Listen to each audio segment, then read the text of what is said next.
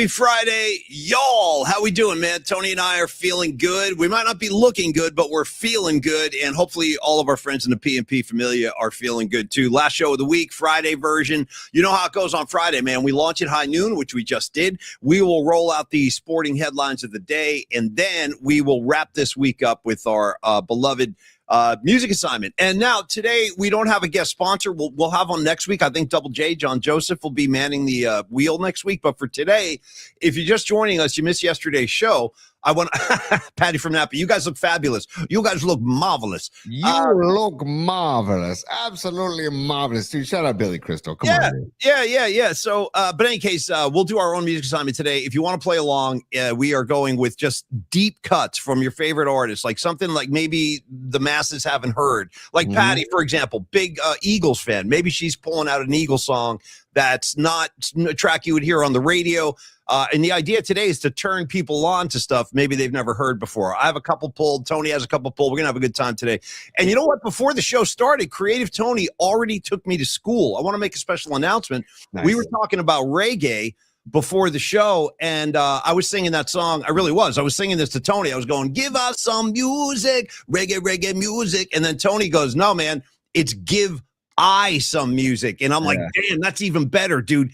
Give I some music. Give I some music. Yeah. It's the reggae music. I didn't know that. I thought it was give us some music. And if we're talking about give I, let me shout out the Bad Brains out of Washington, D.C. All black punk band, kind of revolutionized the whole scene. They have a great track called I Against I. Nice, dude. And they have reggae too, Tony. They have a lot of reggae stuff too, the Bad Brains. Yeah. Absolutely. Paulie, first of all, let me clear my throat. Let's go, baby. Go. Yeah. Get over here, baby. Pop. And let all the fly skimmers feel the beat. You're going to make me spill my coffee. Dude, the fly skimmers. Skimmers, feel the beat. Drop. Sorry, man. What's a skimmer? Anyway, I don't even know what that means. Is that a girl? A skimmer? Dude, I just, you know what? I go to the Church of Great Cosell and I go to the Church of Beastie Boys. Okay. So, yeah. You know what I'm saying? I go to the Church of MCA, buddy. MCA, look out for all of us down here. Okay. Just for all of us, dude. He's up there hanging with the monks, and you know, I'm sure he's been dude. The Dalai Lama blessed him before he checked out, so he's got spiritual capital in the bank. He's all set. MCA is hanging with. We would all like to be able to live an uncluttered life, a simple life, a good life. He's also up there hanging with. Let me see. Hold on. If he's up there hanging with. Dude, that's my guy, dude. Okay. Let's go. Keep that around for baseball season. When we have a home run feast, we'll play some bombs away. That's a nice pull, T. Nice. Okay, so I just dropped an F-bomb. You know, I want to mark that one on your side. It happens. You lose. Yeah. I was just excited about that. Stand by. Bombs away. Let's go. And for everybody on Friday the 13th, this is for everybody. I just slapped everybody in the PNP Familia. Happy Friday the 13th. And I'm going to slap Jason Voorhees at Camp Blood as well, Paulie. Okay, here we go. I didn't know we were going to do this, but let's dive in. First of all, I didn't even put this together that today is Friday the 13th. I'm going to ask a few questions about it. Like, first off, are you superstitious? Yes. I kind of am. I don't like walking under ladders and stuff like that. I mean, I really don't. I try not to. 100% superstitious. Yes. Let's get into favorite superstitions later on in the show, because I got some, Paulie. I got some. I do know that there are some people out there, because I've read articles about this in the past, that there are some people that are so like emotionally crippled by Friday the 13th, they don't leave the house. There are some people that are so uptight about it, they just stay home today because they think something bad. You come to their emotional rescue, though. Nice. I will be your knight in shining armor. Yeah. Holy, bring back Jagger. I need some Jagger ASA freaking P, man. Can you do the falsetto, the Jagger falsetto? I come to you so silent in the night. Nothing I can say, nothing I can do. Yeah, to change your mind. I'm so in love with you. Too deep in, you can't get out. It's hard. I don't have a great falsetto, but that's kind of the idea. Yeah. Dude, it just makes you appreciate Jagger even more, dude, because then he does the falsetto and then he says, "You are my knight in shining armor." riding across the desert on a fine Arab Charger. Yeah, dude, who's writing lyrics like that on a fine Arab Charger? Fish should play that, dude. I want to hear Trey do they have. No, they have. And Mike Gordon. Shut your mouth. Shut up. Yes, Shut up. yes. No, I've seen them play it at the Forum. I've saw them Emotional play it Rescue. Yes, Emotional Rescue. I saw them play it at Send the me a Forum copy ASAP. I want to hear it. Send it to me as soon as possible. Who does the rap in the middle? Dude, well, Gordon does the falsetto, and I think Trey does Fishman does the Knight in Shining Armor, I think. Bro, send that to me. I don't know what you're holding out on me for. See, that's why we're doing an assignment like today. I hope that's your deep cut today. I didn't even know that. That's amazing. It's not my deep cut. I apologize. That's not my deep cut, but that's okay. Hey, couple things on and what's up, everybody? Great to see you. Red Jet Shell, Don Peralta, Sourdough Sal, Scarlet Fire's in the house. Groschel, my man Groschel. What's happening down there, man? Santa Cruz Mafia. So, Tony, back to Friday the 13th. I have a funny little tale to tell you. I don't know if Rags is on the board today. I haven't seen him. Is Rags around? I might save this for Rags because he'll appreciate it. It's a Jersey story. And by the way, the movie Friday the 13th was actually filmed in New Jersey. Did you know that? I did not know that, but when can I release our quadruple guns on Elon Musk and Twitter today? Dude, right now. I got double guns for Elon. And by the way, Tony, once in a while, I just remind myself, Elon. You know what I mean? Yeah. Elon, like, hey, Mom, I'm going to Elon's house. Dude, I don't know. Musk I want, Paulie, is Jovan Musk. Nice. Okay. Nice. I don't want Elon Musk. I want Jovan Musk making me smell good when I walk into a room. But again, the Twitter verse, whatever you want to call it, something's going on with the video feed for Twitter. So, by the way, Larry Krueger and Damon Bruce were doing their Friday show earlier today. And I'm like, just to prove that things are amok, it showed that Damon Bruce had 5 viewers. And we know Damon Bruce has a lot more than 5 viewers when he goes live. So something weird's going on. And also, Twitter usually posts our show in its entirety right after we end the show. Yeah. Those shows have not been up since Monday. So something weird is going on. Yeah, and I'm sorry. I apologize because I know we do have a lot of viewers who choose to watch the show on Twitter. And I'm sorry, you guys. We're aware of what's going on. And we've missed, like, the last 3 shows have not been posted. Right. But I would ask you guys, listen, if you're out there, just go over to Twitter. Sorry. Go over to YouTube. It's Friday. What do you want, man? Go over to YouTube. Go over to Instagram. You can grab us all over the place. Or the Cron 4 Plus app. I mean, you got options. Like, Did you just say you can grab us all over the place? Sure. Yeah. Okay. All right. Grab it like you want it. You know what I mean? Just grab it. I just want to hold it. Paulie, so seriously, on YouTube, go to @PauliemaxParticles. Always watch our show on YouTube. That's the best place because that's how we #feed the algorithm. Feed the algorithm. So go to YouTube, spread the word. And when you're there, please like and subscribe. We have a meeting with David Basham coming up in the next couple of weeks about how we can feed that algorithm because he's got a buddy in Madrid who does a show about Real Madrid and it's got like hundreds of thousands of viewers and subscribers, and he feeds the algorithm. So shout out to the character in Once Upon a Time in Hollywood, Tarantino's most recent film. There's a character in that film called Johnny Madrid. You know what I mean? Who's Johnny Madrid? You're about to find out. Shout out Johnny Madrid. So, Tony, I want to go back to Friday the 13th. Let me tell you a funny story. We have to do numerology as well. So 13th into numerology. It's all connected. I love it. So when I was in high school, man, Rags was not in this class I had, but it was my math class. It was my sophomore year. And I was taking whatever that was, geometry, algebra, I don't know, something I didn't understand. I guarantee you I had no idea what was going on. But there was a dude in my class who got held back. Rags, I'm talking about George Clark, okay? Nice. George F. This guy was terrifying. He was like, first of all, he was older and bigger than everybody in our class. He was kind of a punk kid, jean jacket, smoking butts, all this stuff. And he was sitting right to my left, this guy, George Clark. So I was like terrified every day. I'm like, I hope George Clark doesn't reach out and like start choking me in the middle of class. And this is right around the time when Friday the 13th had been released. And Rags, do you remember? Of course you do. We had a math teacher, Tony, guy's name, Mr. Feely. Swear to God, that was his name, Mr. Feely. Good guy, good guy. So every time Mr. Feely would turn around to like draw equations on the board, George Clark would start doing Friday the 13th sounds. Like the teacher would be drawing and George Clark would be in the back going, he'd be like doing all that. Did that come across on the mic? Yes, totally. Yeah. And Mr. Feely would like stop and like turn and then he'd start writing again. And Clarker would be like doing all that. It was hilarious. Anyway, Regs, that's my Friday the 13th remembrance for today. Dude, I love it. I love it, man. I love that you have Friday the 13th memories. And dude, that movie scared the living crap out of me, man, because it was so like suspenseful, right? It was all about suspense. And Halloween was the same way. It was all about the suspense of Michael Myers and the suspense of Jason Voorhees and Friday the 13th and Camp Blood and the hockey mask.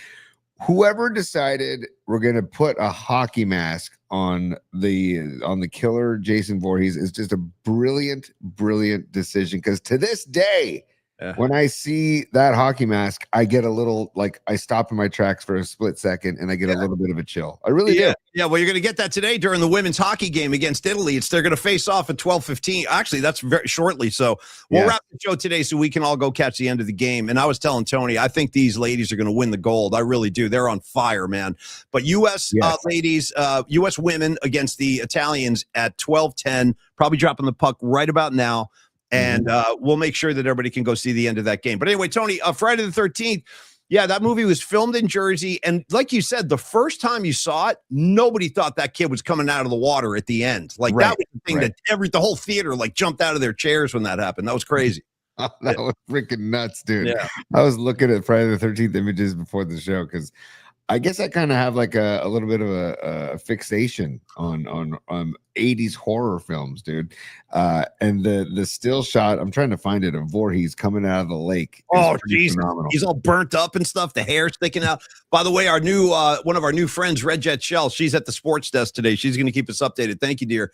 Keep the scores coming in. And speaking of PMP sports correspondents, now Tony and I don't have the budget right now to fly to Scottsdale and give you guys like spring training shows. Maybe next year, though. Maybe by next year, because we're starting to gain some momentum here.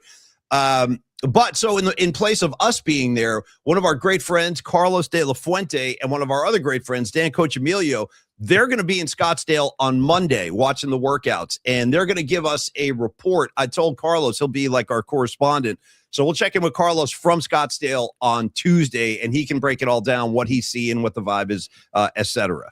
Dude, I love that, dude. And also somebody else I ran into yesterday, Kerry Crowley, our guy Kerry Crowley. Kerry Crowley, what went on in his head? By the way, yeah, put Ozzy up today. I got Ozzy and Randy on the wall today. The tribute album, Ozzy and Randy. Yeah, talk about particles. That's great, man. Great album. Great album. Crowley said, "Dude, when are you gonna have me on the show, man?" So we're gonna get Crowley on the show. By the way, funny story. Paulie and I both worked with Kerry Crowley, and he's a good kid. He's such a Boy Scout. He's so buttoned up, but he's a really serious baseball head. Major baseball head, and he knows his S, and he works for SF Standard now. He's doing a great job over there.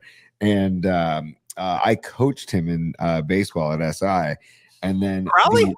Yeah, and the false story that was going around on the air that was, spread by your morning show co-host was that I cut Kerry Crowley. Oh yeah, holy crap! I forgot about that. No, I did not cut Kerry Crowley. I coached freshman baseball, and I was Tom Tolbert used to call me the dream killer because I would tell kids, "Hey, you're not playing baseball anymore." Yeah, it's over, Johnny. Sit down. Bring your gear home. You're not making the squad. Yeah, seriously. Have a good night. Yeah, but he was Kerry Crowley was a good baseball player, and he would eat dirt for you, man. The guy would run through a wall for you, man. So, shortstop. I'm seeing shortstop, second base type. No, he was a catcher, dude. He'd play anywhere you put him, but he was a catcher because he would just eat baseballs for dinner, man. So I put together the freshman team. He was on my freshman team. They put together the JV team, and I don't think he made the JV team, but then I think he wanted it so bad that they told him what he could work on, and he came back out and made the varsity. So Kerry Crowley, great dude. And we're going to get him on the show very soon, especially talking Giants baseball as we get into spring tournament. Hey, T, can I shout out? You're talking about versatile baseball players who you can kind of move around to different positions. I love guys like that. And I want to bring up two names that I always keep this in mind.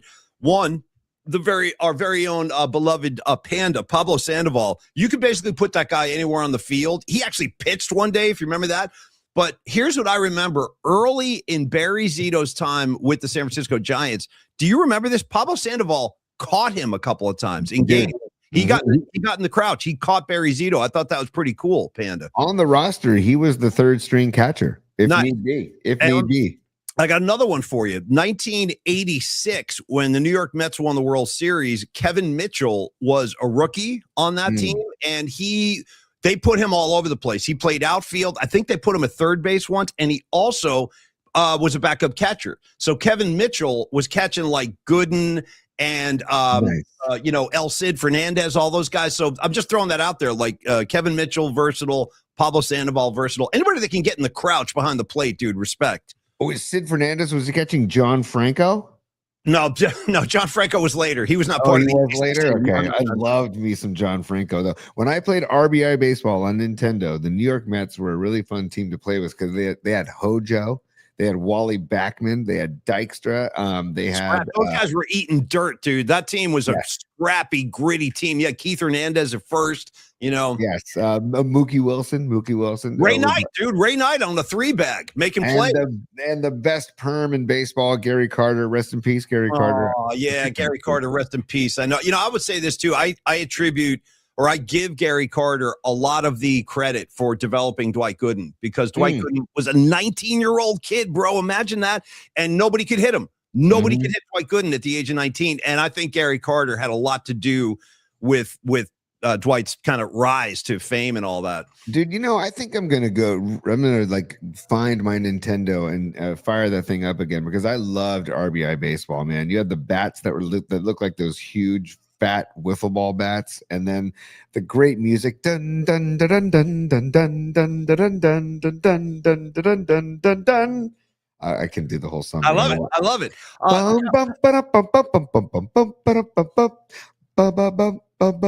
And then do the sound effects too. Like if a fielder on defense booted the ball and made an error, it was almost like a doink for the uprights. It was great. Anyways, Paulie, we have a super standby. It's our man Grosh, Steve Groschel, one of the greatest SI Wildcats ever to attend the prep, as they call it. Yeah. I'm never shaking off Kevin Mitchell, is what Steve Groschel says today as a super dude. Nor am I. I'm not shaking off. Remember his nickname, the Huggy Bear, Tony, the freaking Huggy Bear. Yeah, dude, I loved Kevin Mitchell, man. So did I loved him, man. Loved Kevin Mitchell. He doesn't come back very often, but I love that dude too. Was the Pacific Stock Exchange, was that Will Clark and Kevin Mitchell in the poster? Yes. Will Clark and Kevin Mitchell. Yes, in the business suit. Yeah. Yeah. You know what? I'm going to find that, Paulie. Stand by. If you can hold down the fort for a second. Okay? I will. I'm going to throw out some more. And thank you, Grosh. We love you, baby. Enjoy Santa Cruz this weekend. I'll be down there at some point, brother. It's been too long since I've been down to Santa Cruz, and I need to find my way. I will be. And when I come, we're going to hang.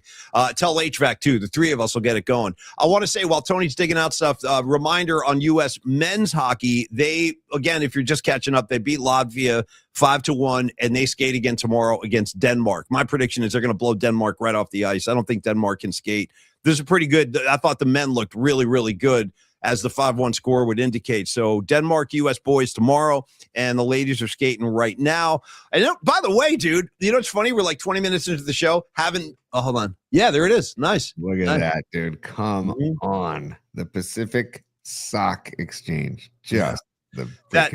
So up here where I live in San Rafael, that poster hangs in the back room of the Flatiron Grill, where Tony and we've hung there a few times. Great spot. You know what, Rags? I took your brother Brian to the Flatiron Grill. It's kind of like the Johnny's Tavern of my neighborhood in California. That was our bar in Jersey. But in any case, they have that poster hanging up, and they also have the Chris Mullen Run TMC poster hanging up. A lot of cool stuff in that bar. And here's some trivia if you didn't know this.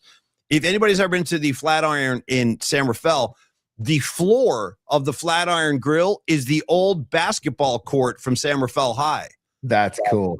Did you know that? Like the all that wood is from the old gym in San Rafael. I didn't know that. That's pretty sweet, dude. Yeah. I love it. I love little nuggets and that place, the Flatiron, is a great spot, by the way. They have underrated food. Their food is sneaky good. What do you got? What? Rags, dude, with like 20 question marks. Sock exchange? I see it. I think when Rags uses a sock, it's a one and done. He's got to throw it away. You know what I mean? It's not a there's no exchange going on. It's a one use done kind of thing. Use your imagination. Hey, Paulie. It's business time. We got Los D. Carlos de la Fuente checking in as a super. He says, I'm willing to sponsor Airbnb for spring training looks like it's a cactus in baseball. So the cactus Nice. in baseball, come Yeah. down. Lowe's, let's talk. We'll But we'll look into it. Yeah. yeah, let's talk, buddy, because spring training, I remember, speaking of Will Clark and the Pacific Stock Exchange, way back when my dad took me down to spring training when I was a kid. And Will Clark, this is back in the day when spring training wasn't really a thing. No, it was so quiet. Even when I first started going, like in the early 2000s, it was a much different scene than it is now. My dad took me in the 80s, man. And like I could go walk up and watch Will Clark take batting practice. I remember talking to him and he's like, hey, you know, because I was telling him I was left-handed and stuff. Like the access was ridiculous back then, you know. And that's my love affair with Will Clark started. And Scottsdale Stadium, it's changed some, but it still has that feel that it had back in the 80s, man. And shout out to the grassy knoll in right field. I know they've built things on the grassy knoll in right field now, but it's still pretty sweet, dude. So shout out to Scottsdale Stadium. Shout out to spring training baseball in general. And Scottsdale has grown like a freaking weed, but it's still a great town. But rest in peace, Don and Charlie's, man. Just rest in peace, Don and Don Charlie's. and Charlie's, and I don't know if the Pink Pony is still open. I think they closed it and then it reopened. I'm not sure if that was another legendary spot, the Pink Pony. We've all heard this saying, and I think it's really accurate. Scottsdale spring training for the Giants has become like spring break for adults. Yes. That's where adults go now to just get crazy for a week and watch some baseball. The problem with spring training, if there is one, is that the prices have skyrocketed. Like, yeah, and I think they actually have incorporated. I'm not kidding. I think they do a dynamic pricing now. So say like the Dodgers have a night game on Friday, dude, they'll jack the prices up. Like you're spending like $100 to watch a spring or more maybe. And that's unfortunate because it should be low key. It should be affordable. So like Tony said, you know, kids with their families can go and experience the whole thing. And if you've never been, Tony's right. That's where the players are most accepted. I mean, there's always going to be a couple of D-bags that won't talk to you, but most of the players are in a really chill headspace and they know that it's kind of an interactive thing. So if you've never been, I definitely recommend. Here we go. Red Jet Shell. Hold on. We got an update here.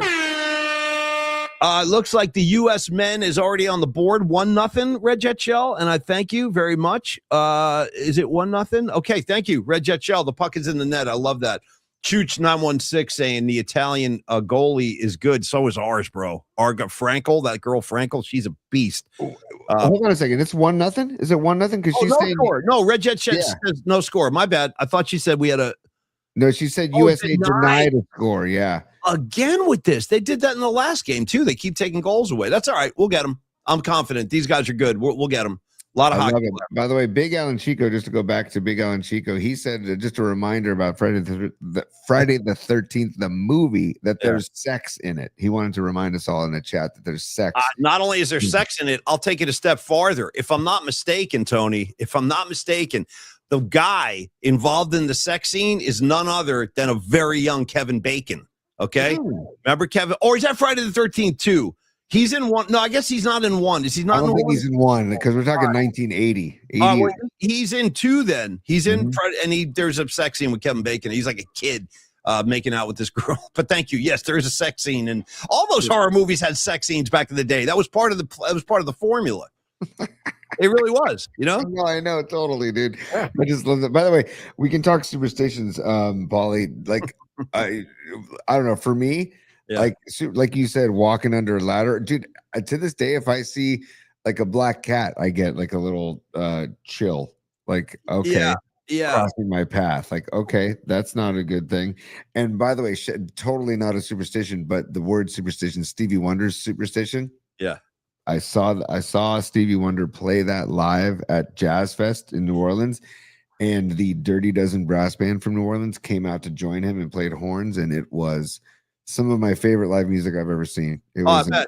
It's a ridiculous piece of music. Couple things on that, Tony, just for your head, because I happen to have this information at my disposal.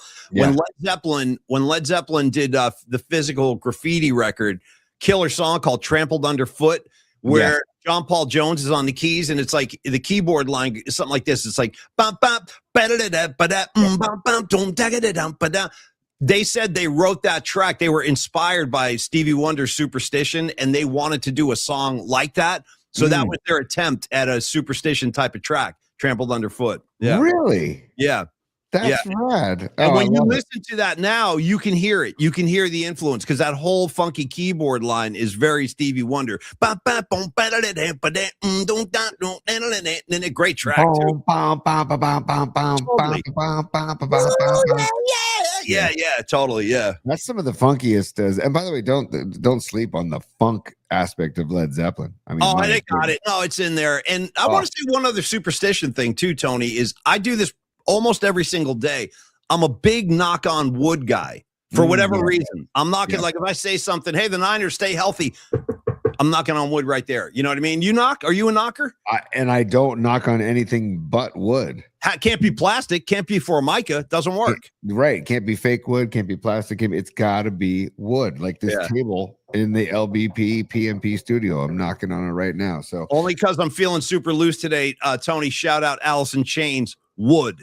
You know? No, come on. Dude. Yeah. Come on. Yeah. Is that's on the single soundtrack, right? I think it's 100%. Yes. Yeah. Yes. Bugga, dugga, dugga, dugga, dugga, dung, dung, dunga, dung, dung. Great bass line. Heading into the flood again. Yeah, the best. Heavy as hell, dude. If it was back then. Hell yeah. Hell, we got another super made a big mistake. Sorry. Totally, brother. Give me some business time if you could on a loose Friday. Nice, dude. Right on. It's business. It's business time. I know what you're trying to say. You're trying to say it's time for business. It's business time. Ooh. I love it. Ooh. Patty from Napa is a super on this Friday. She says we might need a quick hit of Estelle the Biscuit Lady. It's been a while. Look at Patty calling out for Estelle the Biscuit Lady. We might have to go through Rags first. I think they developed a little thing. Not really, but I think Rags became very curious. He became biscuit curious with that lady. And we invited her to a couple of our events. She didn't show up, but we'll try again this year. Patty, I like where your head's at. We're all biscuit enthusiasts. So yeah, Estelle, come on down, man. Join the party. Patty, if you want a little dose of the Biscuit Lady today, I'll give you a dose later on in the show. I'm going to make a note right now. Doses. Biscuit, right? Okay, Doses. Biscuit Lady. Yeah. All Tony, right. what do you do when you're at a show and somebody comes right up to you and goes, doses? What do you do? I'm just asking. It happens. I'll say, do you have any vegetables? Okay. Hey, by the way, keep that. Tony, put a pin in that while I pivot. I want to say, I know, I'm being a wise ass. Hey, I want to say since we were talking about Scottsdale, we're talking about Los D. He's got this B&B idea. Let's talk about his right-hand man down in Scottsdale, Giant Spring Training, Dan Coach Emilio with SecureMoney.com. He is one of our newest sponsors, partnered up with us a couple of weeks ago. Dan, thanks for giving us the support. We're going to do everything we can to drive some business your way. And I can tell you this, man, all these sponsors that have kind of come on with us and support, whether it's Carlos, whether it's Neil, whether it's Tom Stack or Dan, like this is a good group of people we have. Yep. And I mentioned that so that I hope we can convey this to the audience. You guys are in good hands with these people. That includes Dan too, man. He's a trustworthy guy, old school San Francisco kind of personality, which I always enjoy. And just get more information at SecureMoney.com. And I'll tell you about his services because he offers a very valuable kind of service to all of us here. Dan's got 30 years in the financial business, and he has dedicated himself to providing his clients with honest service and results, all of which you deserve, and the highest level of attention. And the focus of Dan's work really at Secure Money is safety and protection, which is once you get the money, then it's up to you to not screw it up, whether it's a big paycheck, a little paycheck, or you're just getting by. I get it. We've all been there. Like I said, to me in my life, financial like security and stuff is a roller coaster. Sometimes you're way up, sometimes you're down. And that's just life. That's just what it is. Unless you're just raking in dough. I mean, this is kind of a challenging year right now for a lot of people. So talk to Dan about what your goals are. Like, Dan, I do have X amount of dollars that I put away. How can you help me protect it? How can you help me keep it safe so it doesn't lose interest? Stuff like that. And Dan has committed himself, and he's got the expertise to achieve this, to helping you never lose the money that you have. That's another risky thing out there. Sometimes you take your money, you put it in some kind of fund, you're chasing the stocks, and the next thing you know, you turn around, especially this year, dude, the stock market's going crazy. So it's up, it's down, you know what I mean? Like it's not consistent at all. So talk to Dan about ways that you can like protect the money that you have. And meanwhile, yes, he can help you. He can help assist you in growing your finances, whatever money you have. Talk to Dan, say like, Dan, how can you help me make this thing grow? You know, I got X amount here. Can we turn it into Y amount later? probably can. Talk to Dan about that. And Dan's going to work with you so you can maximize your income and pay fewer taxes. Then when it comes to guys, getting into their 50s and 60s, if you're thinking about retiring, he's got all kinds of great advice, and he can help you with retirement planning. He can set up a life insurance policy for you. Tony's been talking about that a lot. That's kind of stuff you think about when you have kids. You're like, I got to leave these guys something if something happens.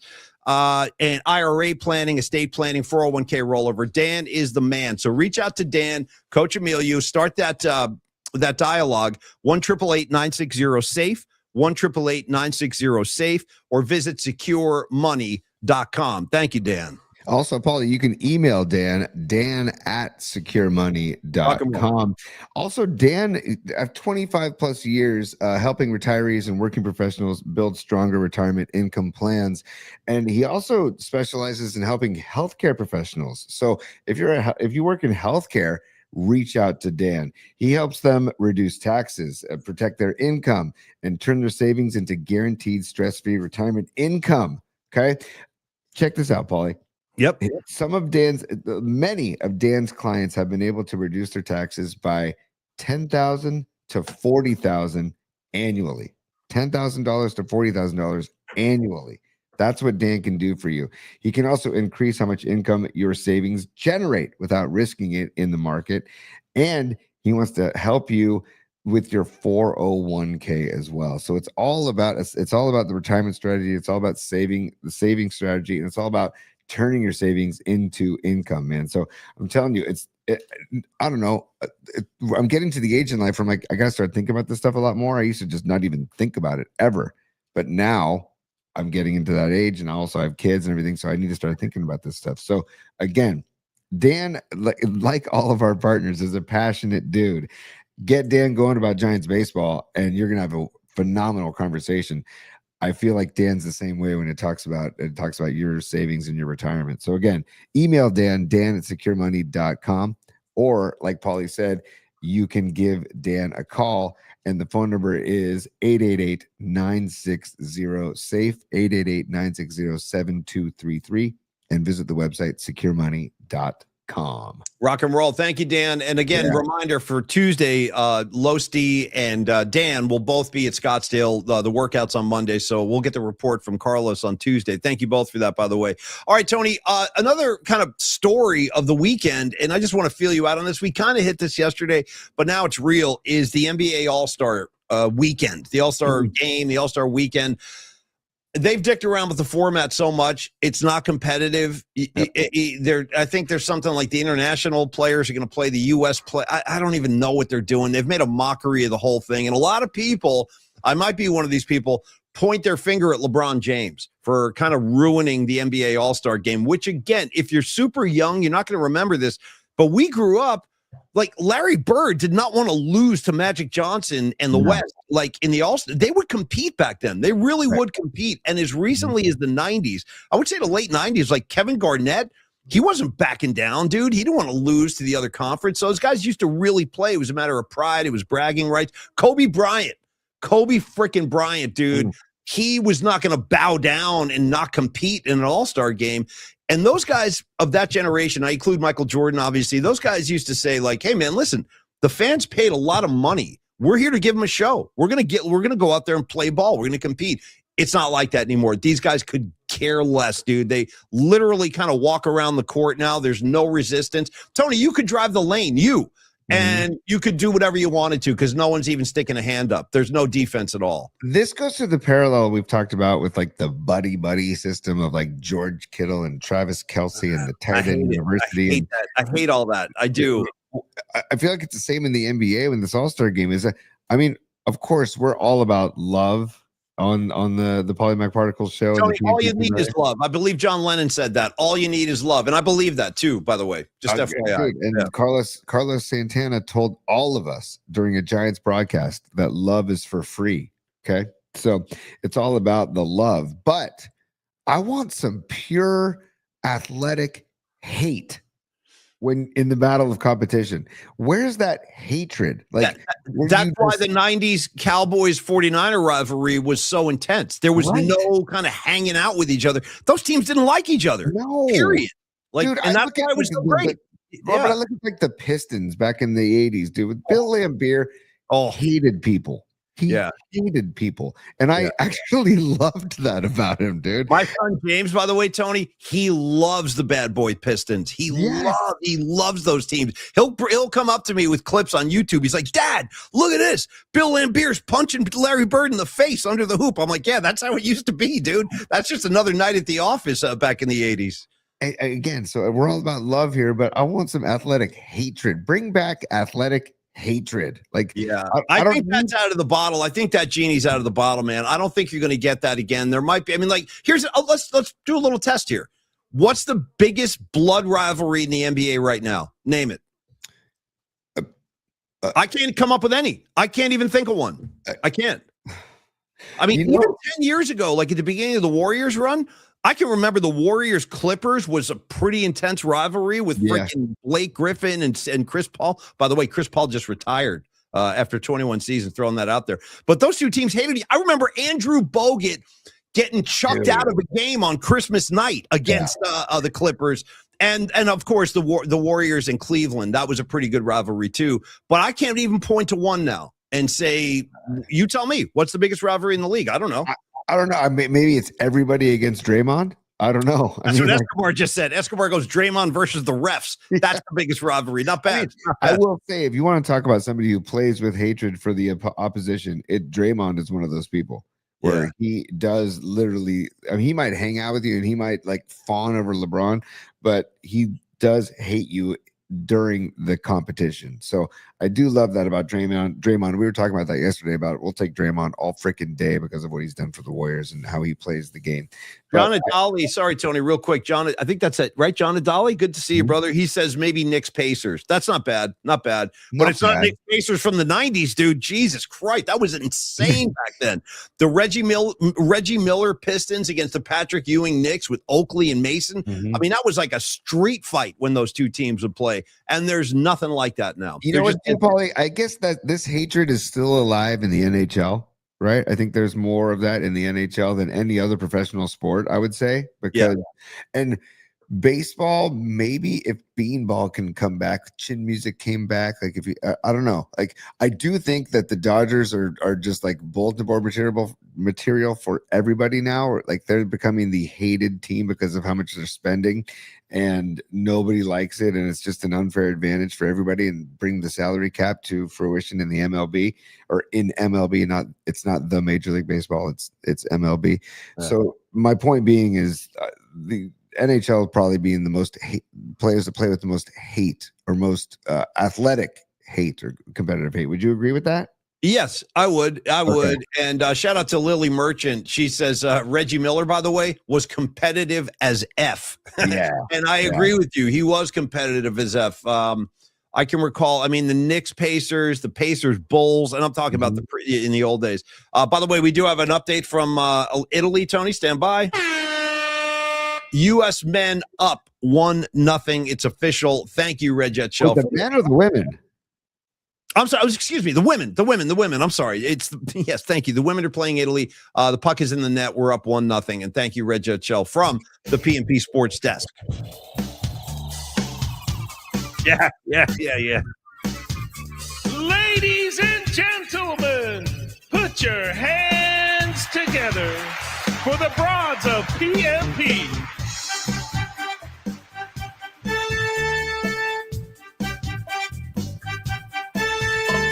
Giants and Niners and pop culture takes. They bring the best every day. The broads of PNP.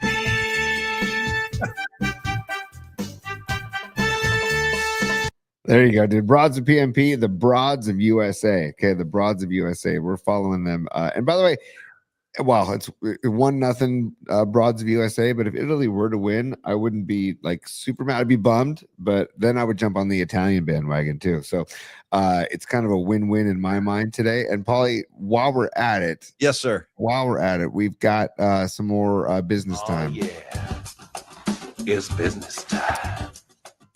Here we go. We got Stinking Badges. What's up, Greg? Stinking Badges checking in. He says, all this Led Zeppelin talk is reminding me to add to my music assignment over the hill and far away. Nice. Hey, Badges, you're welcome to bring Zeppelin to the table anytime. I don't care what the assignment is. The more Zeppelin, the better. We'll all be in the long run, as far as I'm concerned. Thank you, Badges. Yeah, love that track. Love the whole record. Love Houses of the Holy, man. The whole thing. Phenomenal. Dude, Houses of the Holy is a masterpiece. Absolute masterpiece. Name a Escobar, record of theirs that isn't a masterpiece. great call. Name one. I mean, I They're can't- all incredible. Every one of them. Yeah. Every single one of them. Seriously, Yeah. every single one of them. Their entire catalog is incredible. Escobar Cheeks the third is a super poly, and he says, I can pinpoint the exact moment Kobe was 100%. playing defense on Le Cry Baby and challenged him. Yep. He passed and Yep. ran away like a Yep. No, Like, he's right. yeah. I know exactly what you're talking about. You can easily find that clip on Twitter or on YouTube. And he's right. Kobe got into like his defensive stance and said, let's go. Come on. You want to be the next generation? Get past me. And you know what LeBron did? He dished it off to a wing. He just got rid of the rock. He wanted no part of that. And you're right, Escobar. I think a lot of people would agree with that. That's the moment that the whole thing kind of turned. And that Kobe Bryant like mentality, that killer, I'm going to cut your throat on the floor thing, that kind of went out the window. Yeah, With where that is that? Jordan had that too, Paulie. Jordan I think also Steph had that. Curry has it. I think Steph Yes. Curry has a killer instinct like that. Yes, he But does. It's not, it's not what it was though. And LeBron James showed his true colors in that moment. He was like, Mhm. instead of going at Kobe, he got rid of the rock. He was like, I don't want it. You do it. And he dished it. And that was it. Challenge not accepted, basically. Oh, by the way, Phil Dawson's another super about Paulie. Let's see, Phil Dawson. Look, I love the profile pic, by the way. Paulie, just wanted to see if you will be tuning in to the AT&T Pro-Am today. Your boy Travis Kelce is playing this year. Sure. You're talking about Pebble Beach. And I think, yes, I will tune in because it's you don't even have to be into golf to appreciate that. You can just throw the Golf Channel on, watch the Pebble Beach tournament, which I used to do, and just chill, maybe burn one because it's so beautiful.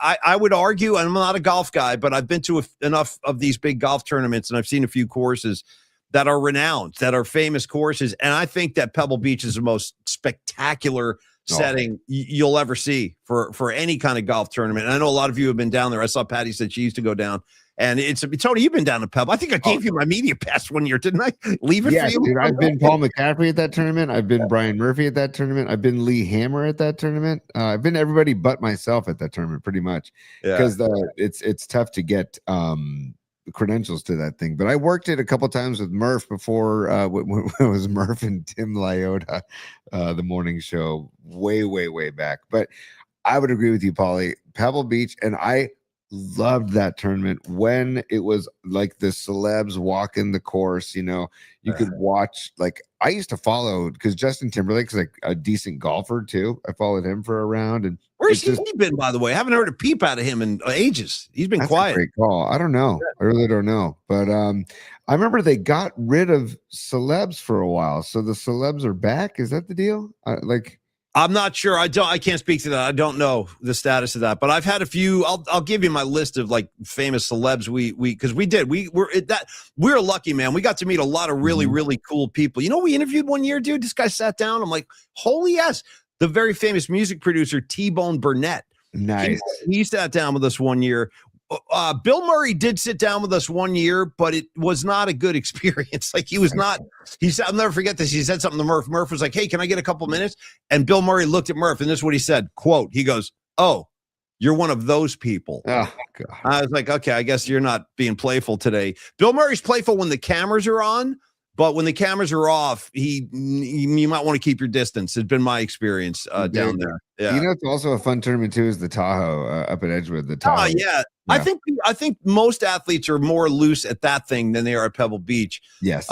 And the one time, I think probably my favorite Pebble Beach moment of all time is, dude, when Kurt Russell sat down at our desk and we interviewed Kurt Russell on the air, and I was fanboying out. I was like, dude, let's talk Escape from New York, start to finish. And he was like looking at me like, oh, Jesus, here we go. And I'm like, no, man. I go, because it's one of my favorite movies. I love Escape from New York. And I remember he was like, yeah, because I asked him, I go, dude, any chance maybe you ever get back in that character? Give us one more escape movie.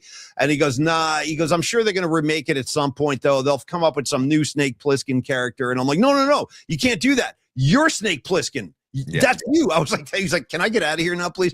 He suffered me really well, but I flipped out on him. I kind of flipped out on Kurt Russell. It was fun. Good for you though, dude. Because when you're gonna have that opportunity again, I don't know. I feel like, and he's sitting at the table. You're having a good time with him. That's great. Did you ask him about starring in the Christmas Chronicles Part 1 and Part 2, Paulie? I still haven't seen that, and a lot of people are pissed at me. Like my buddy P1 Chuck is like, dude, you got to watch that movie. Did you enjoy it too? I heard it's really good. I haven't seen it yet though. Watch it every year with the kids. It's a tradition now. There's Part 1 and Part 2, and it's damn good. And Kurt Russell is fantastic in it. Who's Mrs. Claus? Is Goldie Hawn his wife in the movie? Goldie Hawn is Mrs. Claus. It's great. It's great. And he played like they have blues jams in it, and like it's great. It's fun. It's a lot. By the way, did you know this, Tony? Kurt Russell was, I think, a highly decorated college baseball player, and I think he did play some minor league ball, Kurt Russell, before he became an actor. Dude is a stud. Dude's a flat-out stud. And I agree with Robot Centaur, by the way, checking in from the Holiday Music Sports Desk, our Holiday Movie Sports Desk. Nice. He says it's good, but it's not amazing. And I would agree with that. It's good. It's fun. It's a Patty, fun watch. Patty from Napa checking in going, I love Goldie Hawn. Hey, Patty, guess what? You're not the only one, okay? Like you're everybody, not if I could give some homework assignment to everybody, go watch Wildcats, the movie Wildcats. Just do yourself a favor and go watch Wildcats. I'll take it one step farther. Go watch Private Benjamin. Okay, that's a good one. He's in the army, dude. It's amazing. Yeah. I love Private Benjamin. It's killer. Rags quoting from Escape from New York. 100%. I'm with you, Rags. You touch me, he dies. You're not in the air in 30 seconds, he dies. You come back in, he dies. That's the guy in the prison who's holding the president. I might have to watch that tonight, dude. Now I'm getting wound up on my escape thing. Tony, since it's such a loose show today, why don't we do this? Why don't we? I'm just checking all my stuff to make sure I'm not forgetting. While you check your stuff, Paulie, I'm going to say because BLA and Red Jet Shell have both alerted us to the fact that the first period is in the books, 1-0. US, the Broads of USA are up 1-0 on Italia. Beautiful. I'd be happy if Italy won too, but I think the U.S. is gonna. I think they'll handle their business in the second and third. Hey, by the way, I got a compliment. I think it's Peacock and NBC that they're doing the Olympics. Great aerial footage and just spectacular footage of Italy and like the Alps and stuff where all the skiing events are happening too. Just gorgeous. It makes me want to get over there so badly. Bad. So badly. I need it like you wouldn't believe. Now that's the thing. My mom took me to Italy for the first time in my life a few years ago, and I'll never forget that trip. Every freaking day was incredible. And we were up north for the most part. We flew into Milan and then we went up north. And because that's where like my grandmother's from. She's from Piedmonte, way up in the north there. So we saw that area. It's the whole thing. It's mind blowing, Tony. How many times have you been over there? I've only been there once, and I have relatives over there that work in the marble industry in Massa and Carrara, and we have family in Forte dei Marmi, which is like a Long Beach town. Nice. I think it's just south of Cinque Terre. Anyways, it's a beautiful. Cinque Terre. I hit Cinque Terre too. Ridiculous. Freaking ridiculous. Stupid. Just stupid. I mean, like crazy. And I went to Venice. I told you the story about me falling in the Grand Canal in Venice. That's pretty dicey. I've been to Venice too. I loved Venice, but you don't want to jump in that canal, Tony. I would advise against I fell in, man. I fell in. I didn't jump in. I fell in. You housed? Yes. And I had to, I already told the story, but I'll tell it again.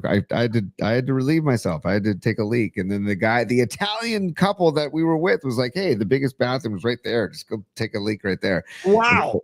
And so I said, okay. And so I walked down under Rialto and I walked down the steps. Yeah. And then I was wearing white linen pants too, dude. And I slipped and fell into the freaking Grand Canal. And the Italian couple that we were with, the dude freaked out. He's like, we got to get you.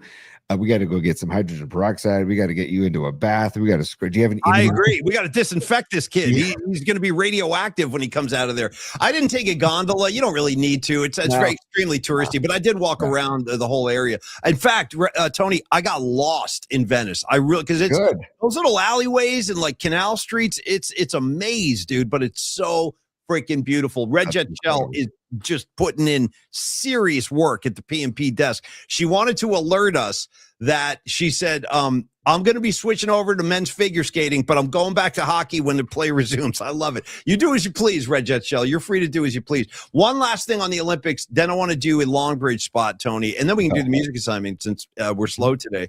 But I wanted to say that I was watching the men's snowboarding half pipe this morning before we started the show. Nice. Incredible. Have you seen any of this? The half pipe stuff they're doing? Just a little bit, some highlights. Oh my God. Oh my God. Those guys are unbelievable what they're doing.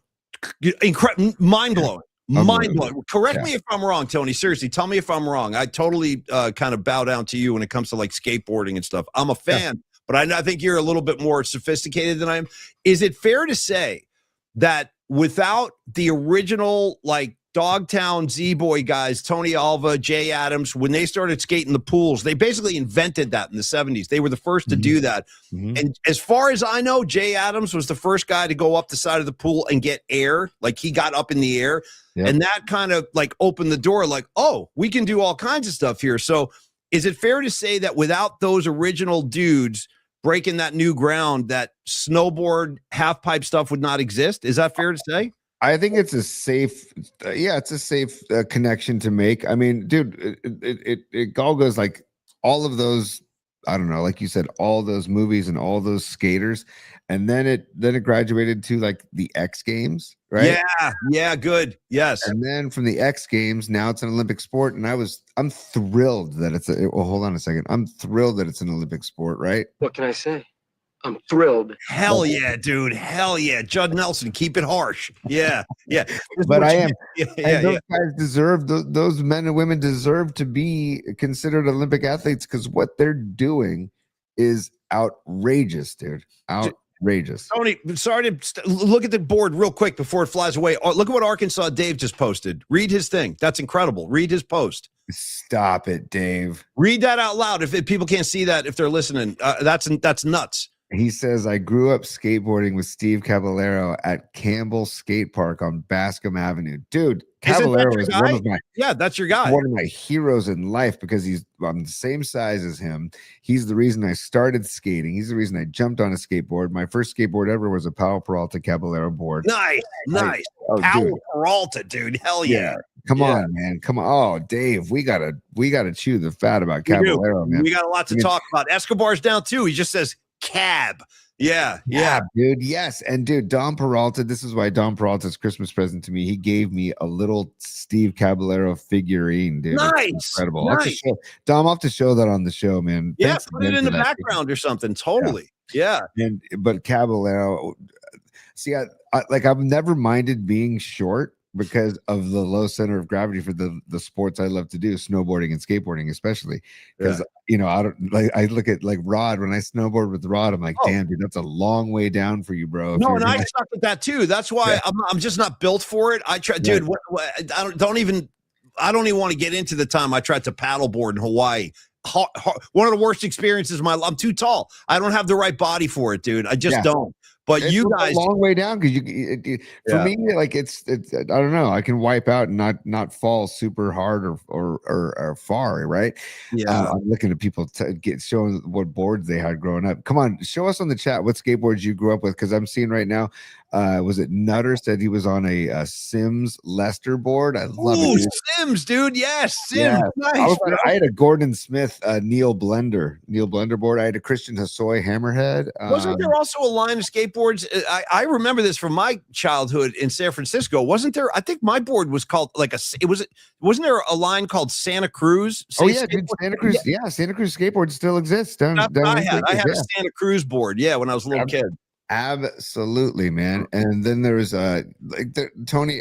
There's all kinds of different skateboarders. Tony Hawk is probably the most famous skateboarder. He's like Jordan. He's like Michael Jordan of skateboarding. Yeah.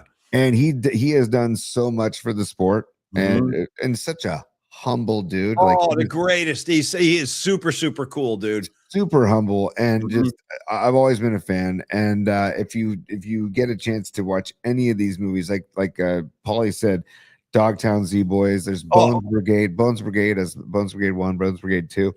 My fantasy football name forever used to be Rat Bones because I had a Rat Bones skateboard, which is another Powell Peralta board. Nice. So, God, I had no idea we were going to talk skateboarding. Dude, how about this? I got Escobar now. He goes, I had a Tony Alva board when I was a kid. See, those are the guys I like, Escobar. I'm not an expert. I'm not. I know Tony is, but I love that one group of dudes, like the Dogtown guys. Peralta. My favorite Tony is Jay Adams. Rest in peace, Jay Adams, the great Jay Adams. Oh, man, he kind of revolutionized a lot of that stuff. He was the first. He was the first to go up in the air. He was the first to get off the lip of the pool and all that stuff. So I got fascinated by that stuff in the early 2000s. It like totally captive. And I recommend that movie to everybody. Dogtown Z-Boys.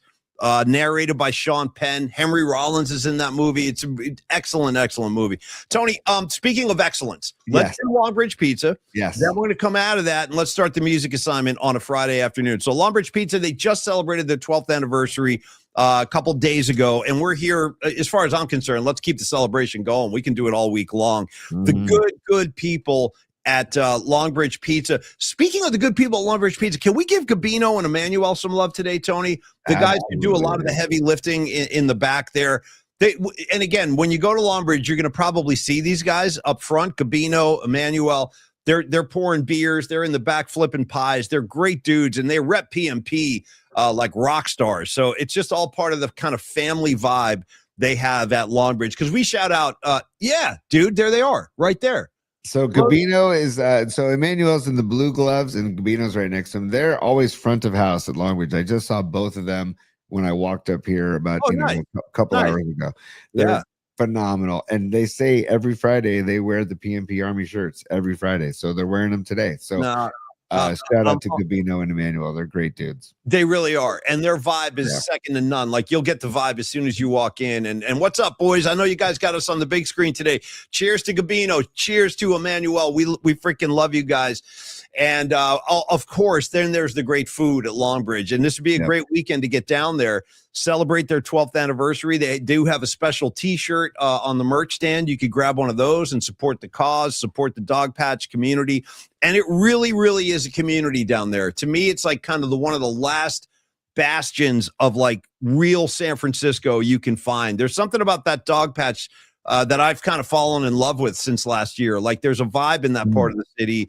And they all support each other. Like, that's cool. All the businesses are in it together, and they're all kind of working together, trying to keep everybody up. And they've succeeded big time at Longbridge. 2347 3rd Street.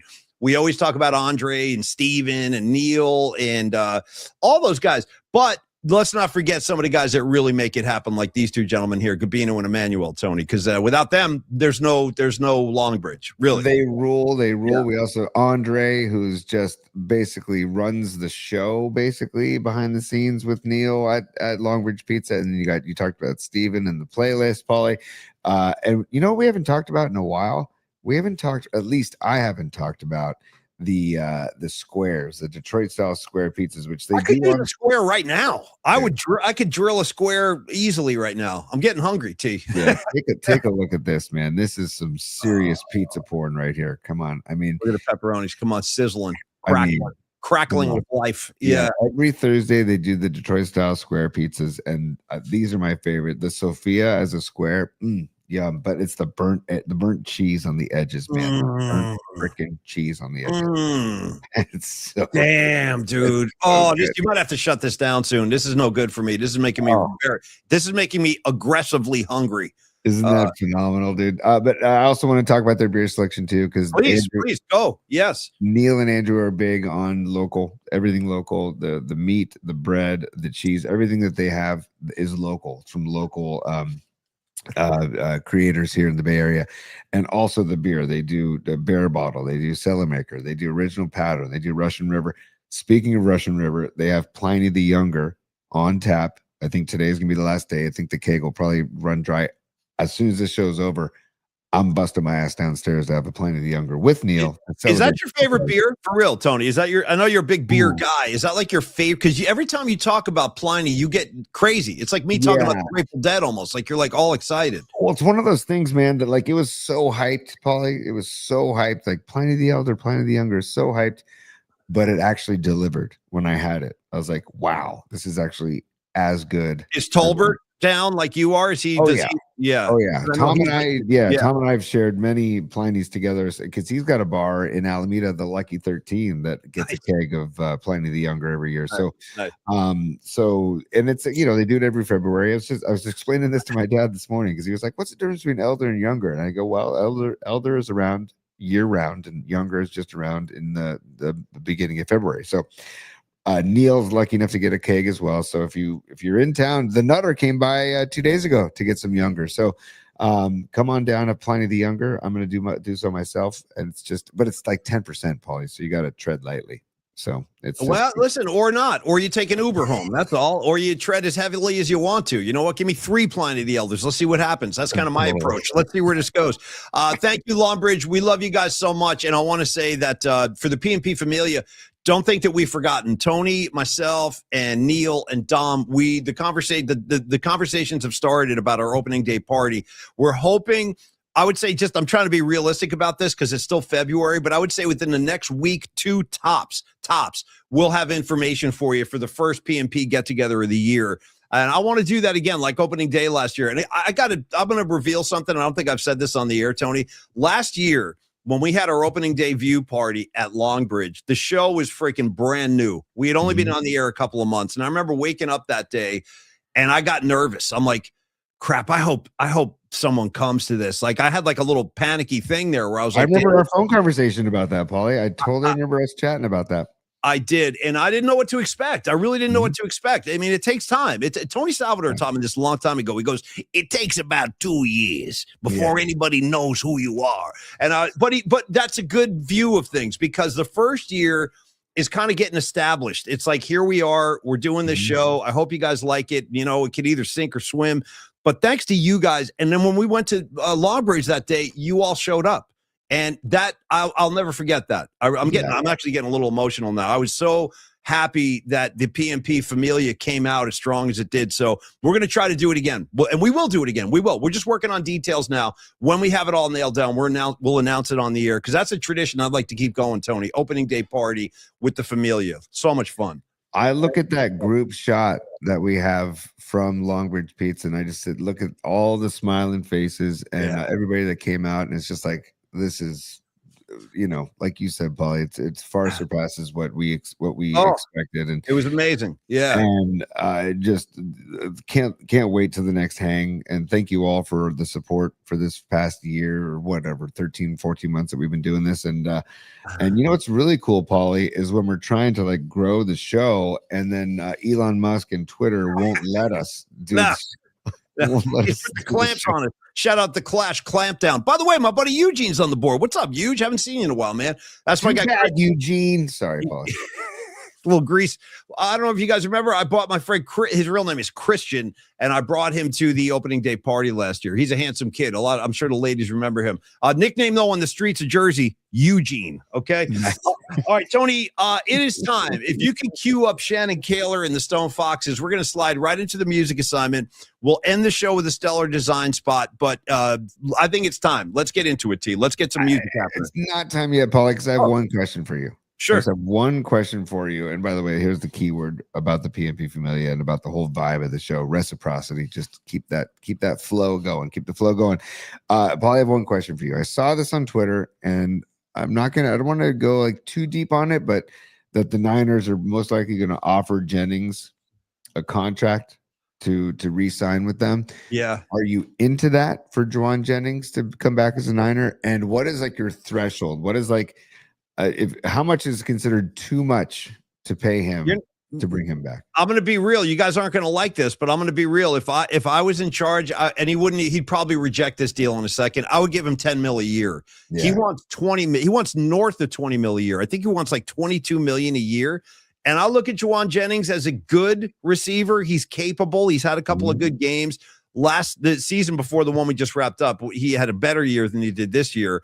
Because he had a few drops. I'm just going to keep it real, dude. He wasn't like groundbreaking. He wasn't like a difference maker. He's a possession receiver, occasionally has a strong game. So the way I evaluate Juwan Jennings, I'd give him 10. I'd give him 10 a year. I'd give him 20 for 2 years. He wants 40 for 2 years. So at that price, I would say have a good time. Go ahead, see what you can get in the open market if anyone's going to give you that. I would give him 10. How about you? How do you view Jenny? 40 for 2 years, dude. 40 for 2 years. Hold on, Paulie. Yeah. 40 for 2 years. That was good. That was good. You know what? Let me give you the full version of that. Here's Keith Richards talking about the backstage scene at a Rolling Stones show. And there's other guys that just burst in your dressing room and say, "Where's the dope?" And Dude, the explosion of laughter is second, and then there's other guys. Yeah. And then, can I piggyback that with my second favorite laugh? Dude, De Niro from Cape Fear in the movie theater. Give me that again. He's out of his mind. Out of his freaking mind. Dude, well, first of all, would you mind if I put my arm around you? God bless him. Oh, geez. Yeah. Oh. I got to tell you the truth. The first time I saw Cape Fear, Scorsese's Cape Fear, I'm like, that's it. Martin Scorsese's going to hell. De Niro's going to hell. They're all going to hell. That movie, if you've never seen Martin Scorsese's Cape Fear, proceed with caution. And then there's the one thing, there's last thing on that. Robert De Niro is terrorizing this family. He's like making out with the kid, the whole thing. It's like, God, whoa. And at one point, Jessica Lange gets up in the middle of the night and she looks out the window and all you see is Robert De Niro just running across the yard in the middle of the night. Like no explanation. He's just running, he sprints across the backyard. So, Dude, Paulie, could you be there? Oh, dude, come out, wherever you are. Counselor. He just beat the crap out of like 4 guys with a pipe. You remember that? He's looking for Nolte. Counselor. Yeah. You know what would be a good soundbite, Paulie, is when he's, what is it, in the river? And he's like, oh, yeah. No, I used to got that. I got that's probably on the thumb drive. When I free it, we'll have access to that again. Yeah, he's singing like Bible song, like religious, like gospel numbers. Oh, Jordan, will you come with me? And he's like drowning. Yeah, it's evil as hell. So freaking evil. Yeah. Oh God, it's incredible. Yeah. By the way, I need to slap myself. We have a couple more supers that I've been waiting in the wings. Escobar Cheeks the Third. I apologize, my brother, but oh wow, we got some hashtag business to get to, Paulie. So I love it. Hashtag F LeBron. Yes. Hashtag F Shady Show. Hey. 100%. Yes. Hashtag no butt stuff. Now this is the one hashtag that I gotta, I quibble with because this one's for me. I'm not a shaman guy. I don't want to party with a shaman. It's a little. You're not a shaman guy yet, Paulie. No. Anybody with a lantern and a robe, I'm good. I'm good. Yeah. You've never. Oh, hold on. Pause. You've never had somebody kind of like guide you through a difficult moment. Doug Heinrich, my buddy Doug Heinrich. I tried to run out of the Nassau Coliseum one night, and he was like, "This is what he said." I really did. I panicked. I'm like, I got to get out of here. And he told me, he was like, "Hey, Paulie Mac, just know if you walk out that door, you cannot come back in." And that kind of brought me back, and I sat down and enjoyed the rest of the show. But yeah, no, I've had a couple of Doug Heinrich was my guide. Yeah. Well, dude, Max Medina was my guy. Our buddy Max at the Old Point Bar across the Mississippi River in New Orleans, seeing Charlie Hunter. And there was a moment where I was like, Max, just please don't leave my side right now. And he grabbed my hand. He goes, I got you, dude. Yeah, you need that. You need that sometimes. Yeah. And I was like, okay, I'm good. So hashtag no shaman. That's for you, Paulie. Hashtag I've played Spyglass. Wow, dude. Good for you, Escobar. Hell yeah, dude. I bet he's a big hitter. I bet you Escobar's a big hitter. Probably drives it a mile. Yeah. But Escobar, can you tap it in? Tap, taparoo. Hashtag free the thumb drive. Yes, dude. Put exclamation points on that hashtag free the thumb drive next time. We're gonna free it. We got a big tech day coming up, I think next week, actually. So we do. We're getting there. We're getting there. It's a process. Well, we both need it. I'm not I have the stuff, Escobar, but I honestly I don't know. I need help. I got to get some I think Dom's gonna help me load up the board. So yeah, we're on it. We're getting there. We're close. Hell yeah, dude. Hashtag be meat curious. Yes. Okay. That's for you. That's for Tony. Yes. Hashtag smash the like button. Hashtag feed the algorithm. Hashtag Musk fix it. Dude. Yo, Musk, we're still waiting, dude. I know you're got a freaking satellite going across the snake. It's like it's a snake satellite going through the sky at night, dude, and he can't fix the video on Twitter. They're sending rockets into space. He's got robots walking around. Fix our freaking platform, Musk. We're trying to entertain our audience, for God's sake. And thank you, Escobar. Thank you. By the way, Paulie, have you ever seen the Starlink cruising through the sky? Have you ever seen it? I've seen it all. Yeah, I've Dude, seen it all. It's frightening. Actually, it's frightening. And Paulie, and then Dom Peralta is a super as well. Big Dom says the battered bastards of baseball about Kurt Russell's dad is an incredible documentary. Wow, dude, I'll have to see that. Yeah, my buddy Chuck has been slapping me around for years. I haven't seen that. I know it's on S. Give me a slap too. That's for Chuck. Yeah, he's been on my case to watch this for several years, and I will. I'll watch that one. I'll watch the Christmas one. We'll do it all. And because we're talking baseball, Paulie. Bombs away. There we go. Bobby, rest in peace, Bobby. I miss you. I miss him every day. I still have a hard time with that. I do. I have a hard time that Bobby's not here anymore. It's really weird. No, man. He was the one constant. He was always gigging, always playing, and now he's gone. I mean, gave us a lot, but I miss him. All right, Tony. Paulie, you asked for this earlier in the. Actually, you asked for this for pre-show in our pre-show meeting. You asked for this. I'm gonna give you a choice. Do you want Hans Lupa or do you want Tony One Glove before we get to the musical assignment? I want one glove. One glove. You want one glove? All right, stand by. I'm gonna cue that up. I'm gonna drop the needle right now on. Put Tony. the needle on the record. Put the needle on the record. Yeah. Remember that? When the drum beat like this. Yeah.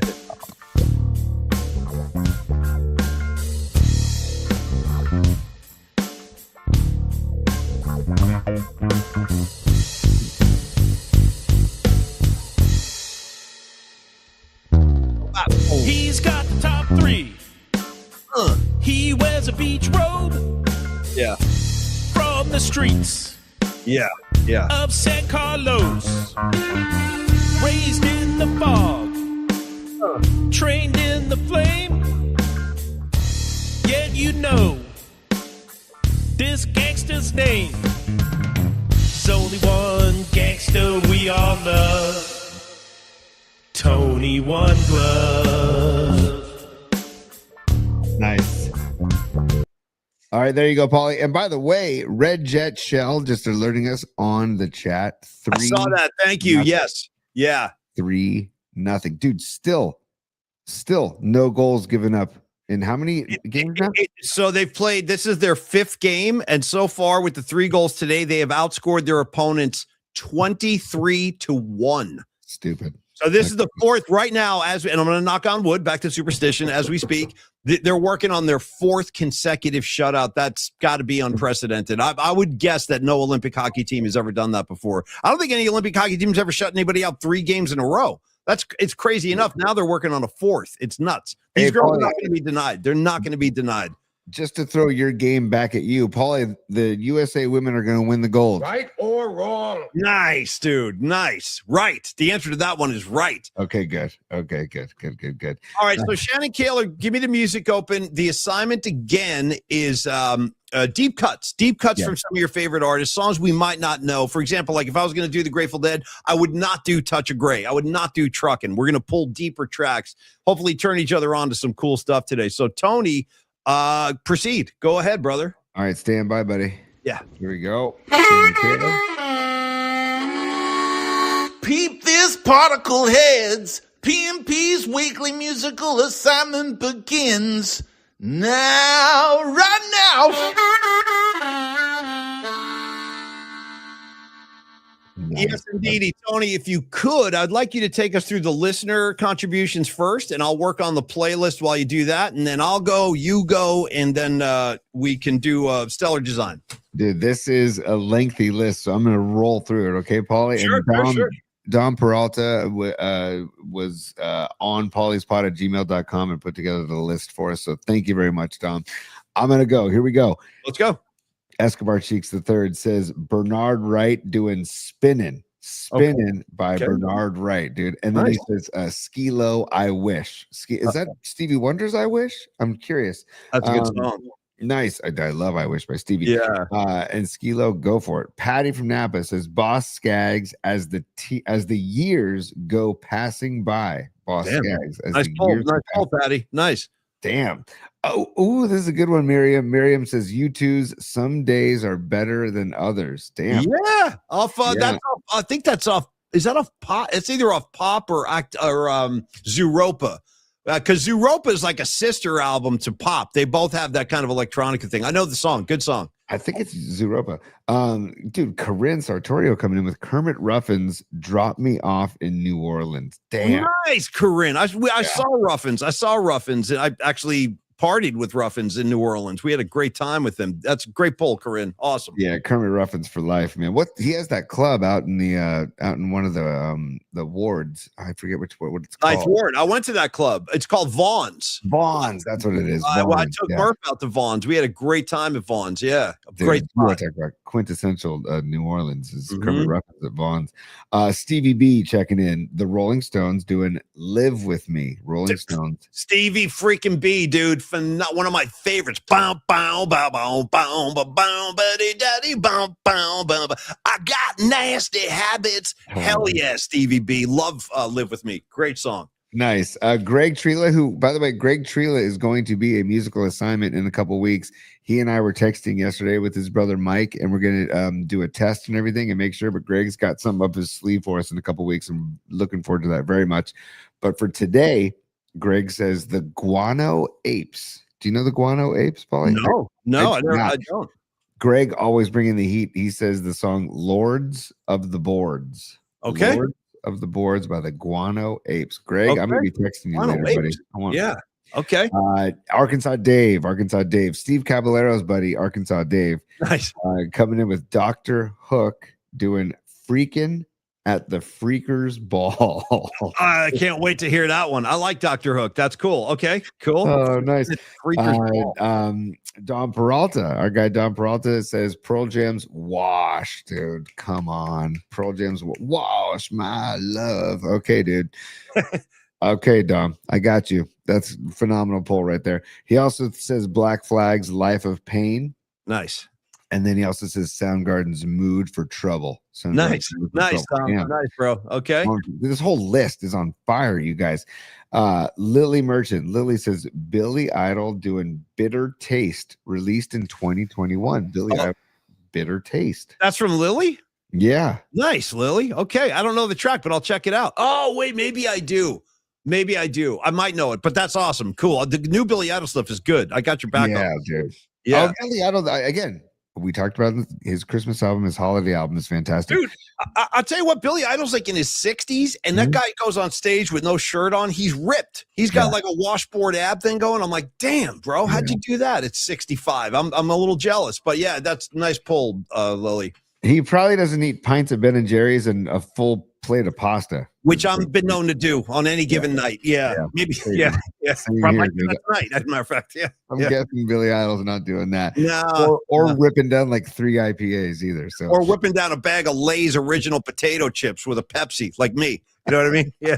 Well, we had Probably our guilty pleasures chat yesterday. I know. Yeah. Gravy Graves, Mark Gravy Graves checking in. He says Y&T's "I Believe in You." Any Y&T I'm down with. That's from Gravy? Yeah. Nice. Yeah. Nice. I Shout out believe in YT. Noemi Catalina, Lady Catalina Hot Sauce. She says Depeche Mode, and the song is "See You." And I don't know it, but I really want to hear that because I love Depeche Mode. My first concert ever, Depeche Mode. So thank you, Noemi. Jessica, aka Beat LA.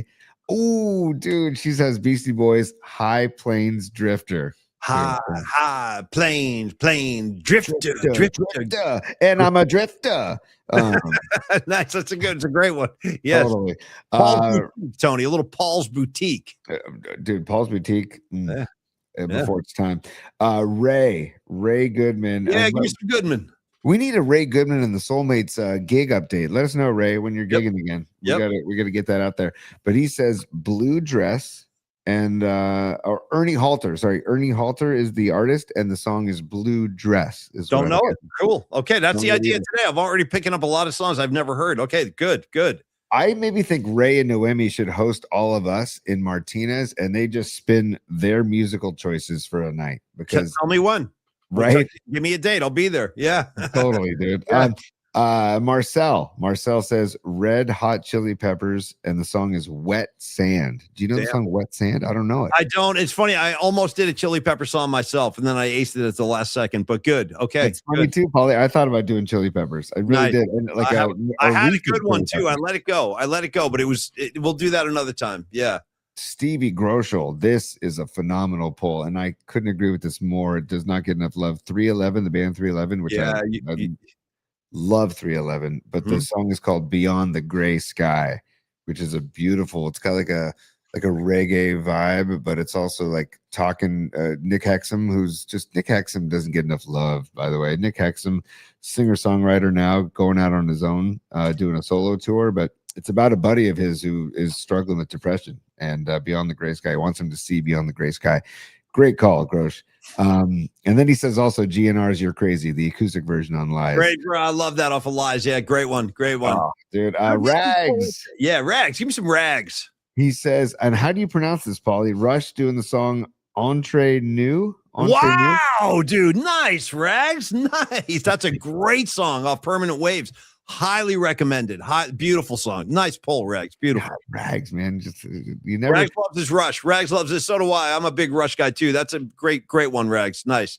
And he also comes in second for Rags. Deep Purple's Bad Attitude. Yeah, So, like, hell yeah. I got it. Bad. You talk about a bad attitude. Yeah. Awesome. Ooh, Stinking Badges, dude. Stinking Badges with the Police. Rehumanize Yourself. Now you're talking. Rehumanize Yourself by the Police. Now you're talking. And then U2's Trip Through Your Wires. Trip Through Your Great Wires. song. Great, dude. These are great. Every one of you guys great. And then we've got Chutch 916, Stan Bush, and the song is The Touch, originally in 1986 Transformers movie, then in Boogie Nights also. Nice. So the song The Touch is in by Stan Bush is in Boogie Nights. You got the touch. You got the power. Yeah. What? Oh, anyways. You know what? Thank you. You got the touch. You got the power.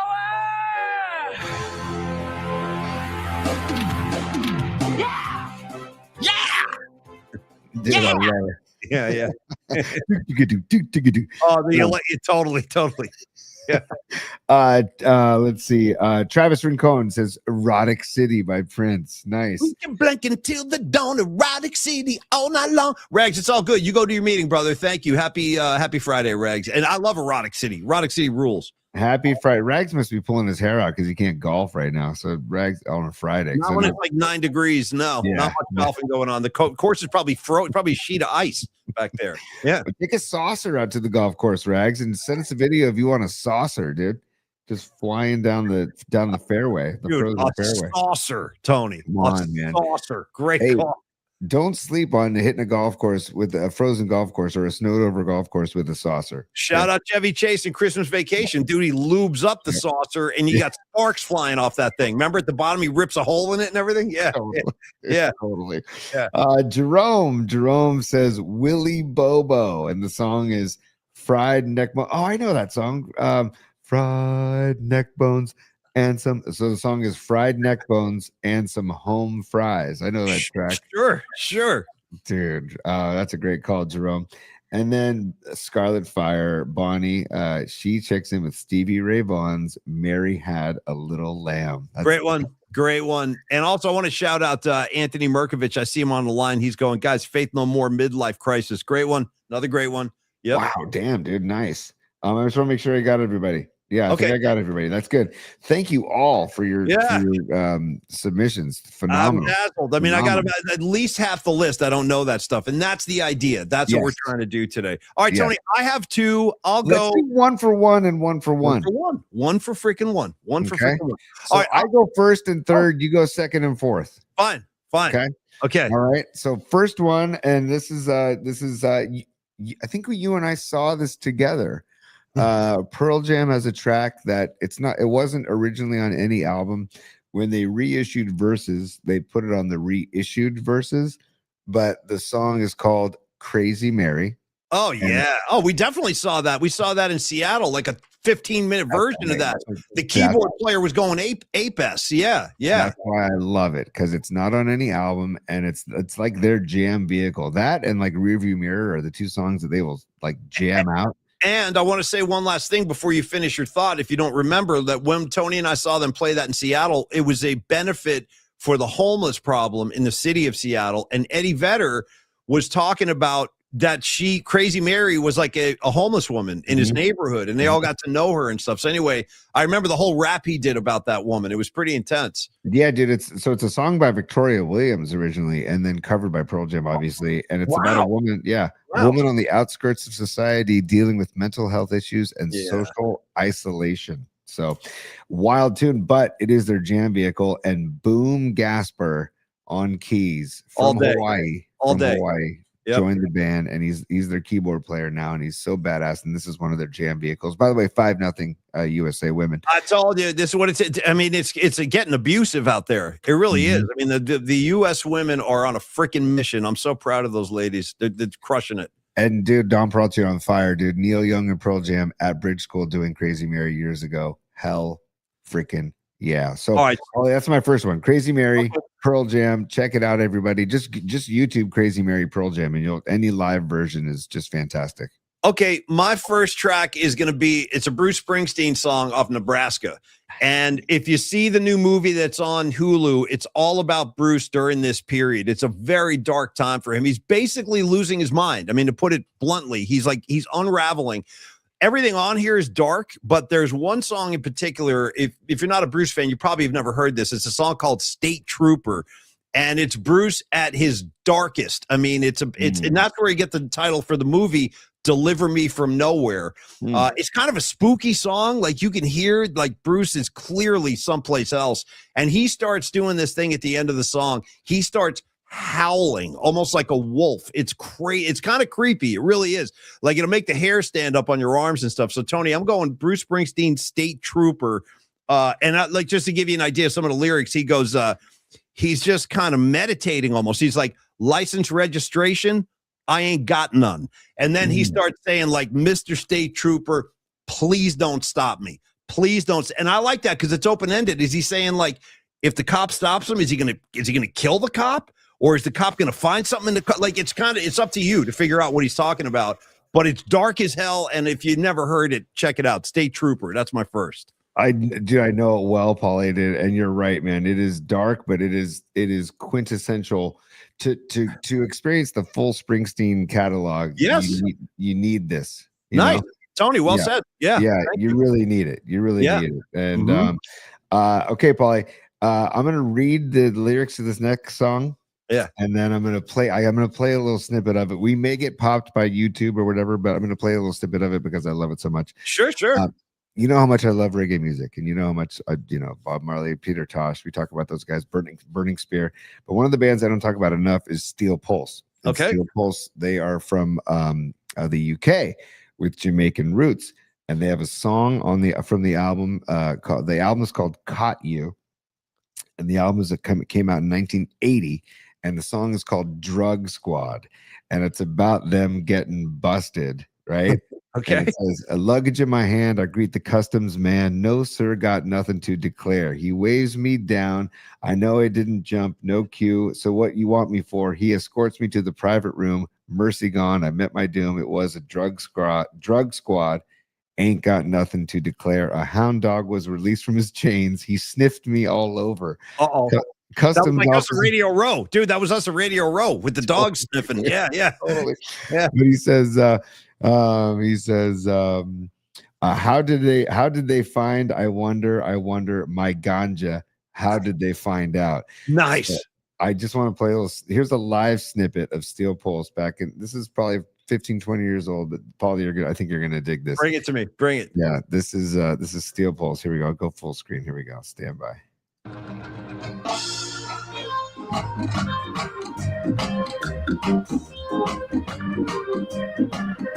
Oh, hell yeah, dude.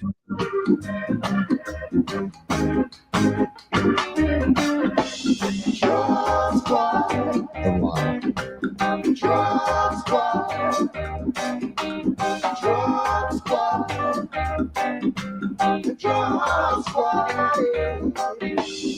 Ain't got nothing to declare.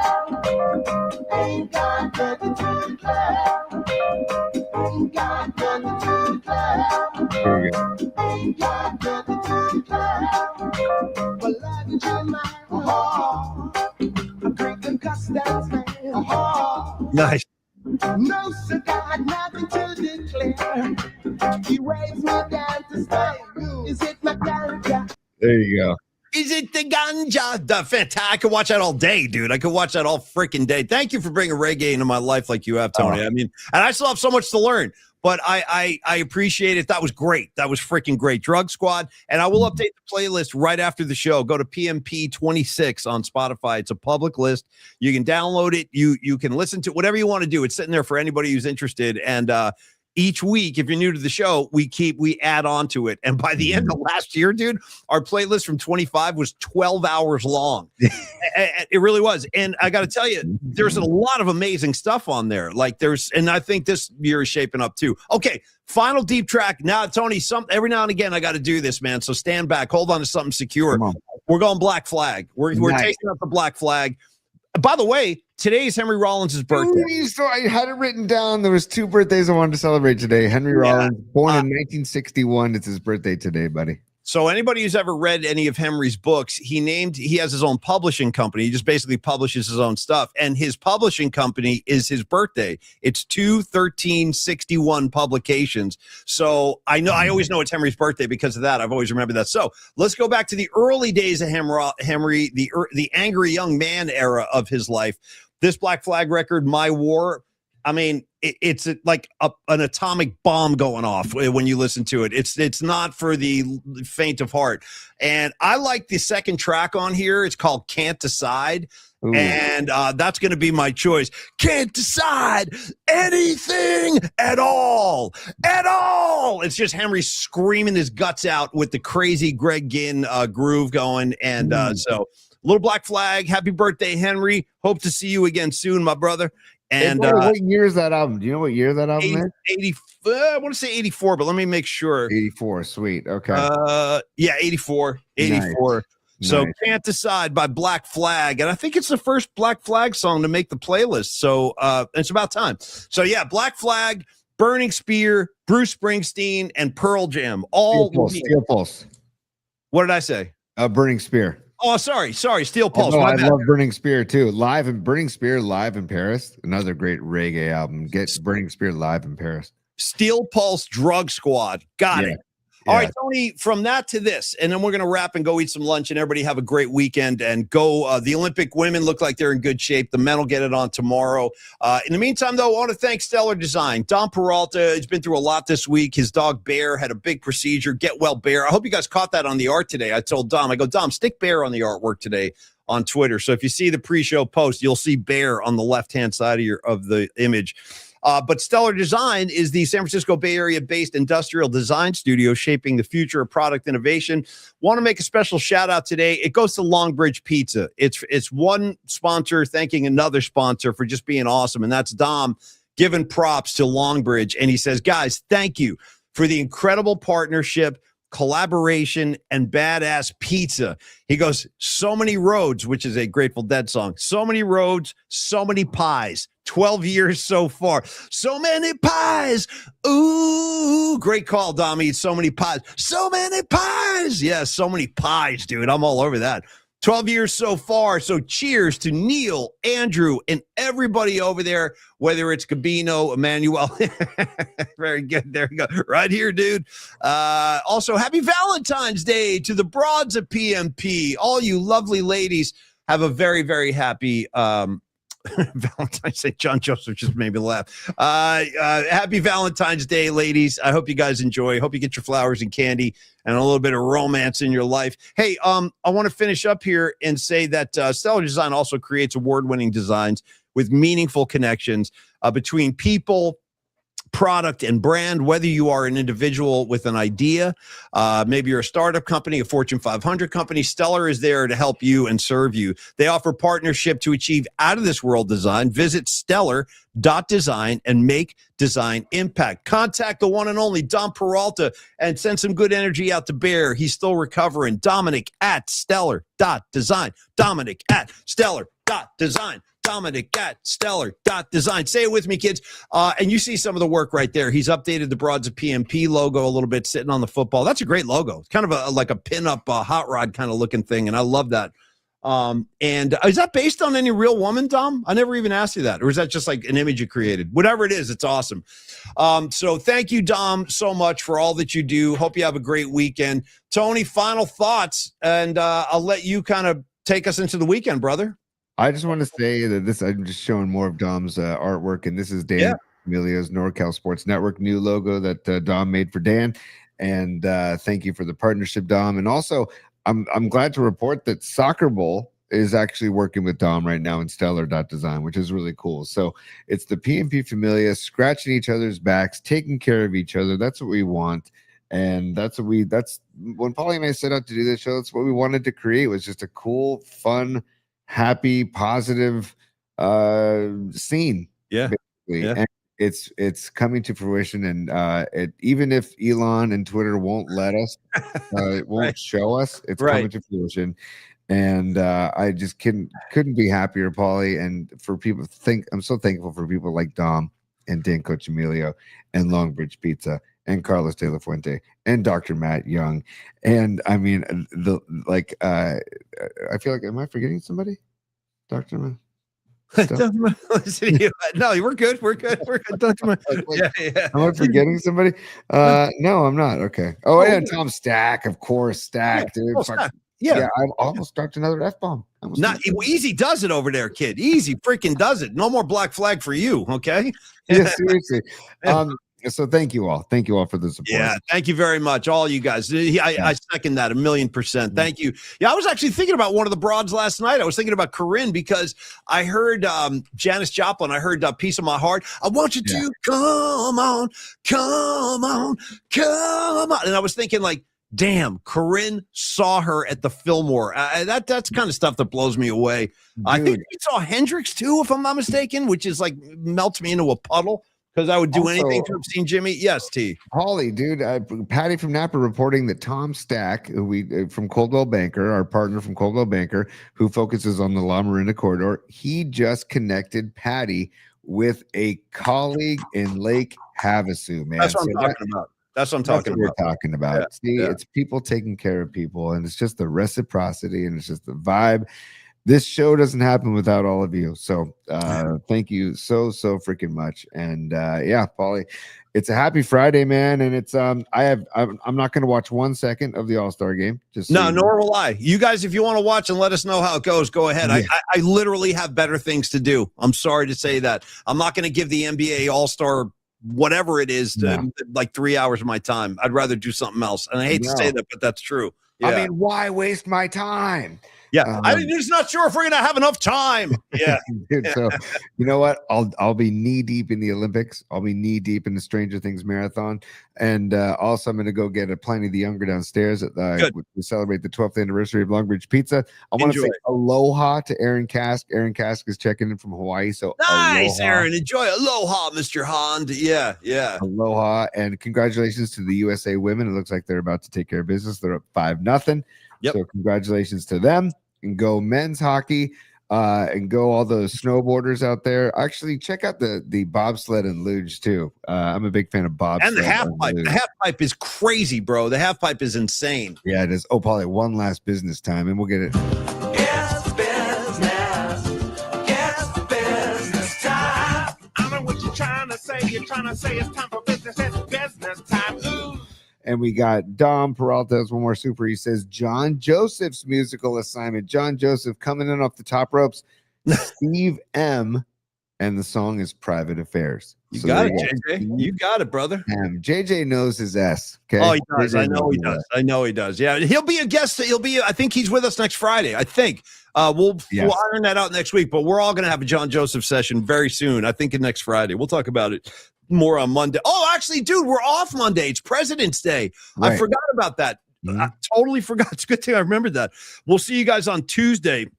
And by then, I hope Musk has fixed our platform so we can take care of our Twitter people. In the meantime, thank you on YouTube. Thank you on Instagram. Thank you, Cron 4. And everybody have a beautiful long weekend. Enjoy the Olympics.